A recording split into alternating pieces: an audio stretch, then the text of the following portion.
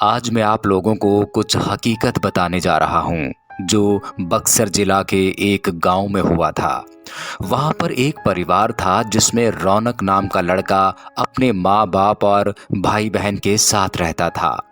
रौनक 20 साल का जब हो गया तो उसको देखने के लिए लड़की वाले आने लगे। कुछ दिन बीत गए, तभी रौनक को एक लड़की की फोटो अच्छी लगी। उसने अपनी माँ को बोला, माँ मैं इसी लड़की से शादी करूँगा। और बोलता भी क्यों नहीं, हर लड़के की ख्वाहिश होती है कि उसकी औरत सुंदर और संस्कारी हो, ताकि किसी के सामने ले जाने से उसका मान भी बढ़े। उसकी माँ ने बोला, ठीक है बेटा, तुम्हारी शादी मैं इसी से करवाऊंगी। और लड़की के पिता को हाँ बोल दिया।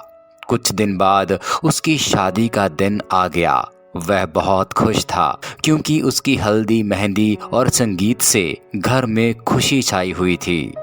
सारे मेहमानों से उसका घर भर गया था। वह मन ही मन सोच रहा था कि मैं अपनी औरत को बाहर घुमाने ले जाऊंगा और दोस्तों के साथ खूब बातें भी करूंगा कि देखो मेरी औरत लाखों में एक है। मन ही मन लड्डू फूट रहे थे और उस दिन उसका इंतजार भी खत्म हो गया क्योंकि उस दिन उसकी शादी जो हो रही थी। गांव वाले भी धूमधाम से बारात लेकर लड़की के घर पहुंचे और दोनों की शादी कर दी गई।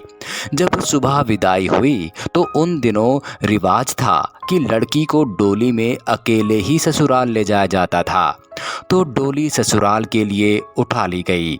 चार कहार डोली को उठाते उठाते थक गए थे।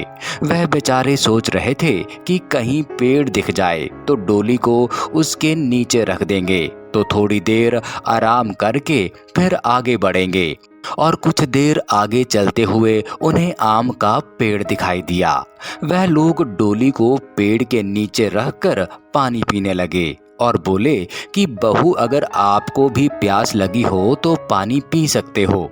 बहू ने कुछ नहीं बोला और चारों पेड़ के नीचे कुछ पल के लिए आराम करने लगे, लेकिन थकावट की वजह से उनकी थोड़ी सी आंख लग गई। तभी उस पेड़ पर बैठी हुई एक चुड़ैल नीचे उतर आई और दुल्हन को मारकर उसके शरीर के अंदर आ गई और डोली में बैठ गई। दोपहर का समय था। थोड़ी देर बाद वह अपने ससुराल आ गई।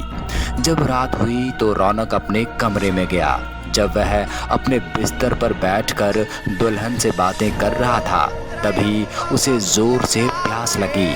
उसने कहा, मैं पानी पीकर आता हूँ। दुल्हन ने बोला, आप बैठो, पानी मैं दे देती हूँ। इतना कहकर उसने अपना हाथ लंबा करके कुएं से पानी निकालकर उसको दे दिया। इतना देखते ही रौनक जमीन पर भद्द से गिर गया और बेहोश हो गया। थोड़ी देर बाद जब उसे होश आया तो उसने अपने सामने घूंघट में छुपी चुड़ैल को देख लिया और भागने की कोशिश करने लगा।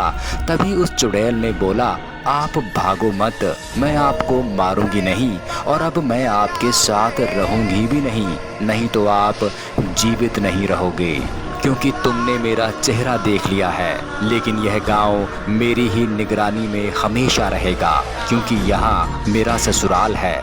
और मैं आपको एक बात और बता दूं, जो आप अपने गांव वालों को बता देना कि जिस घर का चूल्हा उत्तर दिशा में होगा वह सब अपने घर का चूल्हा दक्षिण दिशा में कर लो, तो उनके घर में हमेशा बरकत बनी रहेगी। इतना कहकर वह गायब हो गई। शास्त्रों के हिसाब से माना जाता है दक्षिण में अक्सर भूत प्रेत निवास करते हैं, लेकिन ऐसा करने से आज भी उस गांव में कभी भूखमरी या कोई बीमारी जल्दी नहीं आती। वहां पर सब हंसी खुशी रहते हैं।